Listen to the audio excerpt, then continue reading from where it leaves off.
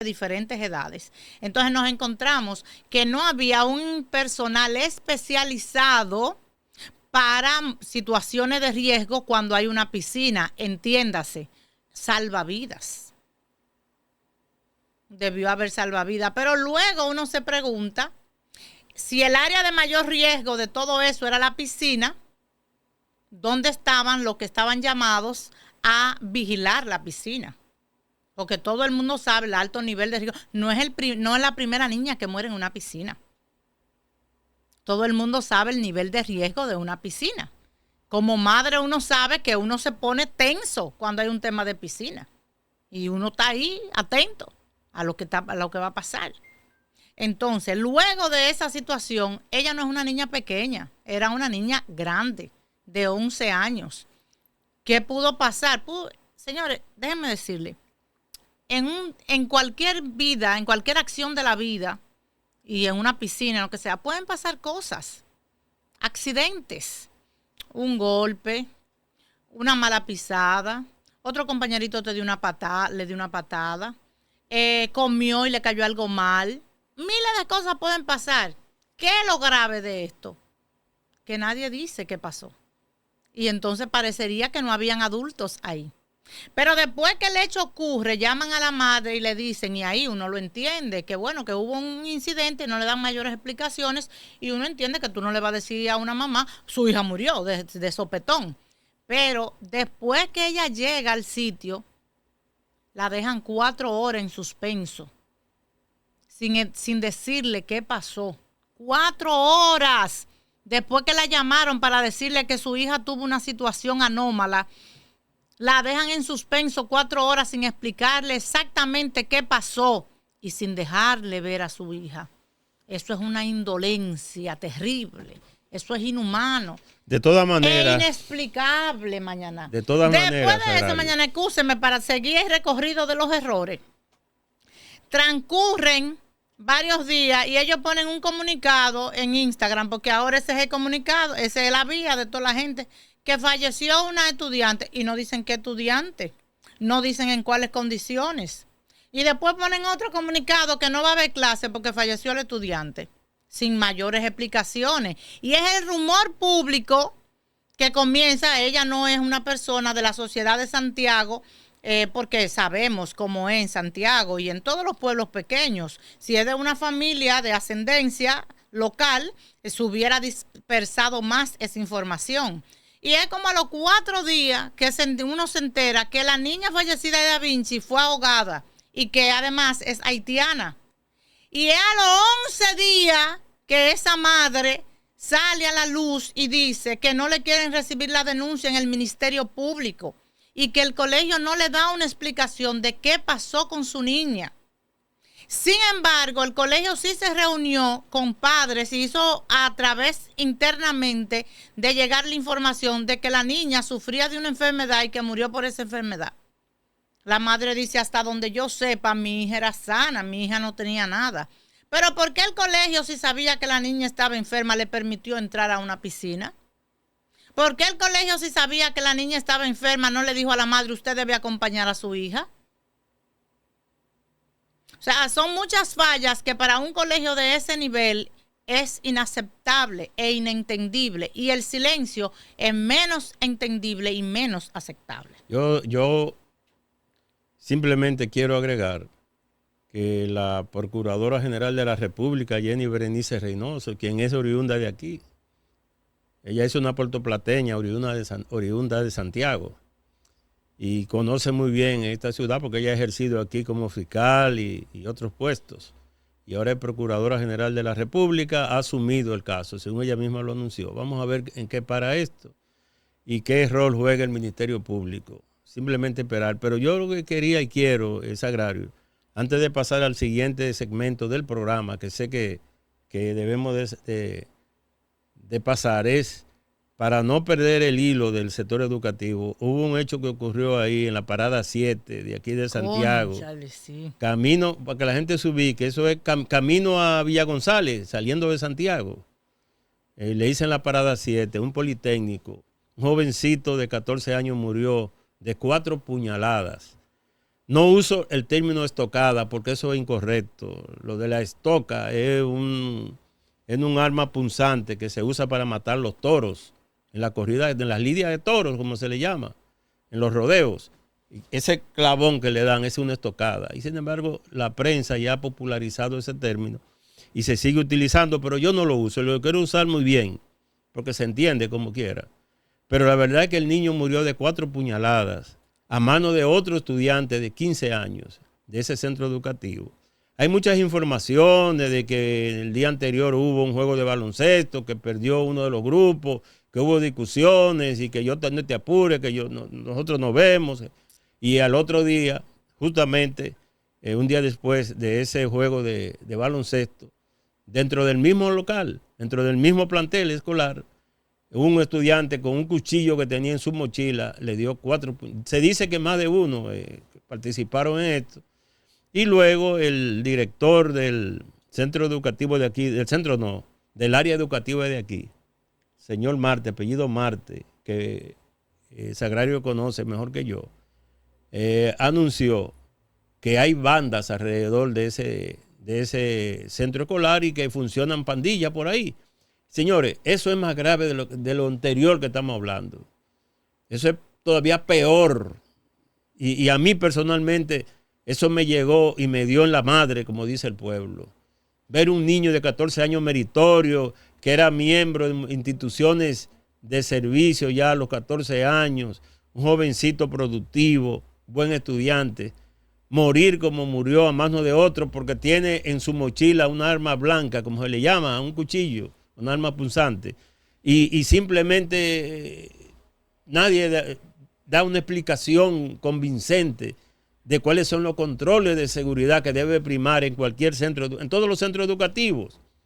Y eso, Sagrario, es algo que yo lo considero mucho más grave que lo anterior. Yo personalmente. La verdad es que es una situación lamentable que el director de la Regional 08 de Educación de Santiago, que es la que regentea los diferentes distritos educativos de la ciudad, diga que existen bandas en el entorno de los liceos y politécnicos de nuestra ciudad, es para que nos preocupemos más, porque hablamos entonces de que esos niños están sin control dentro de las aulas, esos jóvenes, porque ya un joven de 15, 16, 17 años que todavía está en la secundaria y está dentro de los planteles educativos, entonces estarían dentro de los planteles pero sin orden, sin reglas, sin norma y armados y sabrá Dios cuántas cosas más.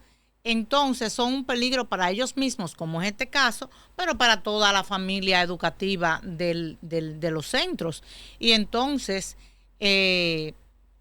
uno se apena y se pregunta si él tenía esa información, ¿por qué no se actuó antes de esta tragedia tan lamentable? Si él sabe que operan eso, ¿por qué no se pidió una intervención de los organismos de seguridad del Estado?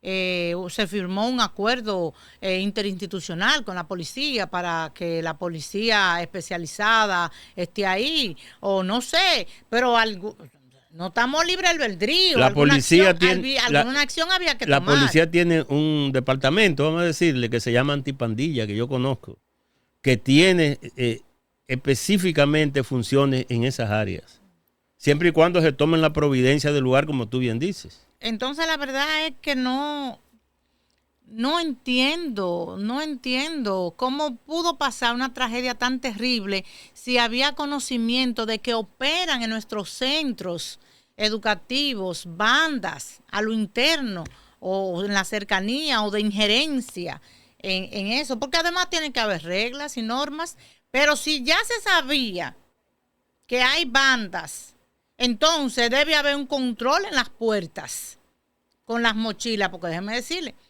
que hubo una vez que se hacían unos escarceos en las mochilas y en los lockers de las escuelas y colegios, y ahí apareció de todo: vapor, droga, armas blancas, chagones.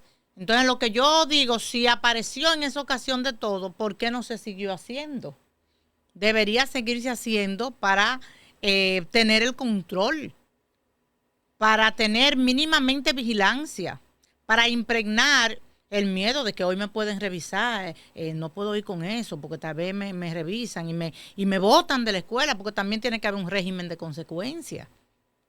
La verdad es que uno lamenta muchísimo esta situación, la pérdida de una persona de esa edad, una persona joven, pero sobre todo el sentimiento ahora de inseguridad que impera entre todos los padres con relación a este caso. Y el llamado al Ministerio de Educación para que le busquen una solución a este tema de las pandillas en los centros educativos de Santiago y supongo que en otros puntos del país. Exactamente. De todas maneras, nosotros tenemos ese gran dolor enclavado dentro de nosotros mismos. Todos aquí estamos muy adoloridos, tanto por el primer caso de la niña del Da Vinci como por este caso de este Politécnico en esa comunidad que yo citaba.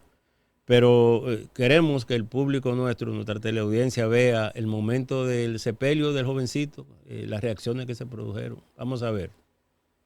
A quienes te quisimos aquí en la tierra. Amén.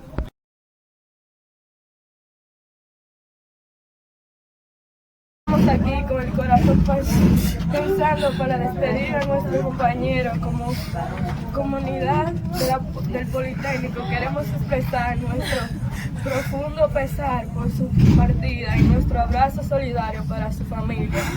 En las aulas, en los pasillos, en cada espacio donde compartimos, él dejó una huella. Tal vez no fueron muchos los años, pero sí fueron suficientes para demostrar su forma de ser, su risa, su manera de hablar y esos pequeños detalles que lo hacían único. Hoy sentimos su ausencia, pero también agradecemos haber conocido con él en esta vida. A su familia queremos decirle que estas son sus dolores y también el nuestro, y deseamos fuerzas en los recuerdos hermosos que él dejó. A nuestro compañero le decimos gracias por el momento, por la enseñanza, por el significado para nosotros. Pasó por el Politécnico, no se borra tu memoria, seguirá viviendo en nuestro corazón. Descansa en paz, que Dios te reciba con luz y que desde el cielo sigamos guiando a quienes te quisimos aquí en la tierra. Oh, terrible eso, terrible. La verdad es que es muy triste, muy Una doloroso. compañerita de curso del jovencito muerto, en representación de los compañeros de él, le daban la última despedida durante su entierro, como se dice aquí. Así que después de este doloroso hecho, se llama Noelvi Jeremías Cabrera. 14 añitos. De 14 años. Sí, señor. Increíble. Increíble, compadre. Una pena muy... Esto es en la parada 7. Sí. En Santiago Oeste. La verdad es que no debe pasar desapercibido. Hay que tomar correctivos, hay que buscar la manera. A mí me causó mucho pesar cuando yo escuché al director regional decir que operan bandas, porque si él sabe eso, ¿qué se está haciendo? ¿Qué se está haciendo? Eso pudo haberse evitado. Y si es así, entonces hay que hacer algo, porque hay que evitar otras tragedias como esta. Nada, esperemos que no llegue más dolor y tristeza a otra familia. A esta, nuestras condolencias.